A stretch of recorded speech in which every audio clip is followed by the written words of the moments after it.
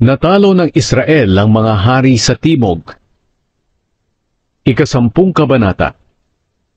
Nabalitaan ni Haring Adoni-Sedec ng Jerusalem na inagaw ni Josue ang Ai at nilipol ng lubusan at pinatay ang hari nito, gaya ng ginawa niya sa Jericho at sa hari nito.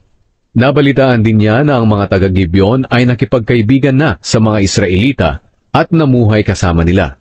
Natakot siya at ang mga tao sa kanyang nasasakupan dahil alam niya na ang Gibeon ay isang makapangyarihang lungsod na may sarili ring hari. Mas malaki pa ito sa Ai, at ang mga sundalo nito ay mahuhusay makipaglaban.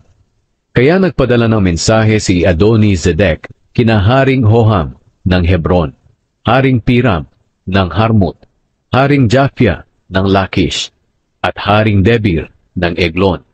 Ito ang mensahe niya: tulungan niyo akong lusubin ang Gibeon dahil nakipagkaibigan ito kay Josue at sa mga Israelita. Kaya nagkaisa ang 5 hari ng mga Amoreyo, ang hari ng Jerusalem, Hebron, Jarmut, Lakish, at Eglon. Tinipon nila ang mga sundalo nila at nilusob ang Gibeon. Nagpadala ng mensahe ang mga taga-Gibeon kay Josue sa kampo nito sa Gilgal. Sinabi nila, "Huwag niyo kaming pabayaan, kaming mga lingkod ninyo. Pumunta po kayo agad dito at iligtas kami. Tulungan niyo kami dahil pinagtutulungan kami ng lahat ng hari ng mga Amoreyo na nakatira sa mga kabundukan." Kaya umalis si Josue kasama ang lahat ng sundalo niya, pati ang lahat ng mahuhusay makipaglaban. Sinabi ng Panginoon kay Josue, "Huwag kang matakot sa kanila. Ibibigay ko sila sa iyo. Wala kahit isa sa kanila ang makakatalo sa iyo." Buong gabing naglakad sina Josue mula sa Gilgal at nilusob nila ang mga kalaban na walang kamalay-malay. Sinindak ng Panginoon ang mga kalaban nang makaharap nila ang mga Israelita, at marami sa kanila ang pinatay doon sa Gibeon. Ang iba sa kanila ay hinabol at pinatay sa daang paakyat sa Bet-Horon hanggang sa Azeka at Makeda. Patuloy ang paghabol sa kanila ng mga Israelita habang bumababa sila galing sa Bet-Horon. At nang papunta sila sa Azeka, pinaulanan sila ng Panginoon ng malalaking yelo at namatay sila.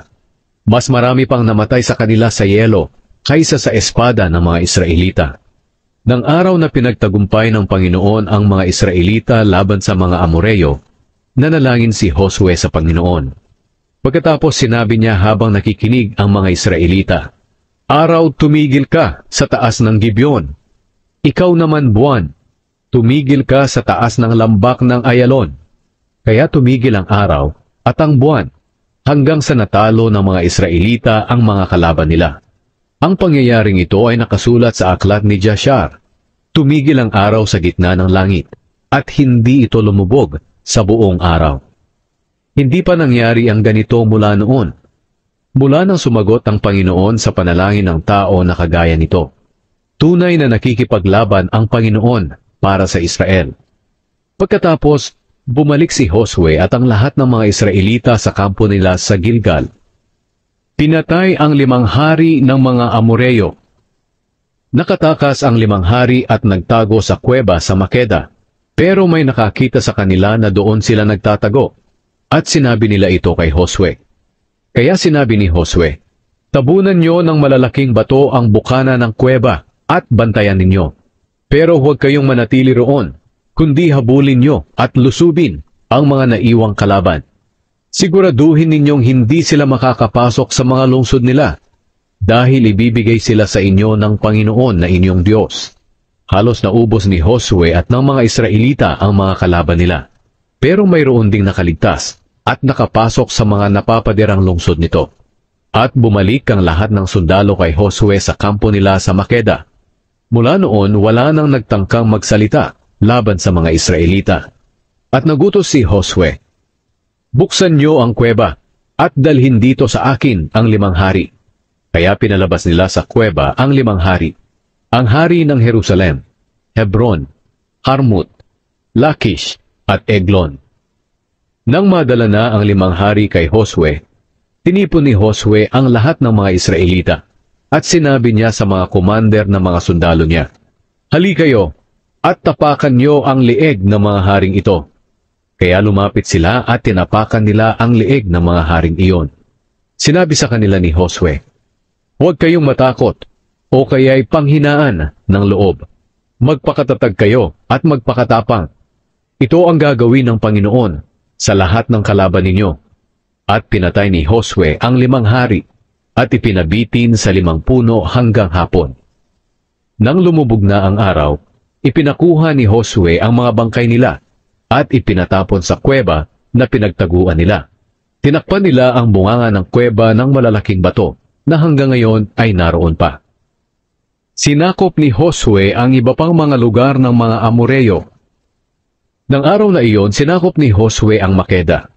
Pinapatay niya ang lahat ng naninirahan dito, pati na ang hari nito. Nilipol niya ito ng lubusan at walang naiwang buhay. Ginawa ni Josue sa hari ng Makeda ang ginawa rin niya sa hari ng Jericho. Mula sa Makeda, pumunta si Josue at ang mga Israelita sa Libna at nilusob ito. Ibinigay din sa kanila ng Panginoon ang lungsod at ang hari nito. Pinatay nila ang lahat ng naninirahan dito at walang naiwang buhay. Ginawa ni Josue sa hari ng Libna ang ginawa niya sa hari ng Jericho. Mula sa Libna, pumunta si Josue at ang mga Israelita sa Lakish. Pinalibutan nila ito at nilusob. Ibinigay ng Panginoon ang Lakish sa mga Israelita sa 2 araw ng labanan. Gaya ng ginawa nila sa Libna, pinatay din nila ang lahat ng naninirahan sa Lakish. Habang nilulusob nila ang Lakish, si Haring Horam ng Gezer at ang mga sundalo nito ay tumulong sa Lakish, pero natalo sila ni Josue at walang naiwang buhay sa kanila. Mula sa Lakish, pumunta si Josue at ang mga Israelita sa Eglon. Pinalibutan din nila ito at nilusob. Sa mismong araw na iyon, nasakop nila ang Eglon at pinatay ang lahat ng naninirahan dito. Nilipol nila ito ng lubusan gaya ng ginawa nila sa Lakish. Mula sa Eglon, umahon si Josue at ang mga Israelita sa Hebron at nilusob ito.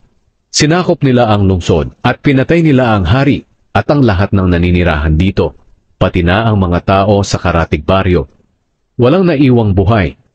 Winasak nila ng lubusan ang buong lungsod, gaya ng ginawa nila sa Eglon. Pagkatapos nito, bumalik si Josue at ang mga Israelita at lumusob sa Debir. Inagaw nila ang lungsod at pinatay ang hari at ang lahat ng naninirahan dito, pati ang mga tao sa karatig baryo. Nilipol nila ito ng lubusan at walang naiwang buhay. Ang ginawa nila sa Hebron at Libna at sa mga hari nito ay ginawa rin nila sa Debir at sa hari nito.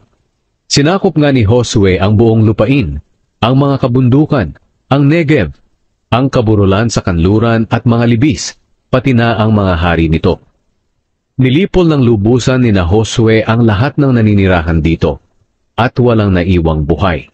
Ginawa nila ito ayon sa utos ng Panginoon, ang Diyos ng Israel.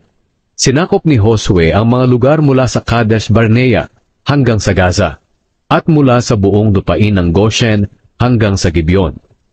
Sinakop ni Josue ang lahat ng lupain at ang mga hari nito sa minsanang paglusob lamang, dahil ang Panginoon, ang Diyos ng Israel, ang tumulong sa kanila sa pakikipaglaban.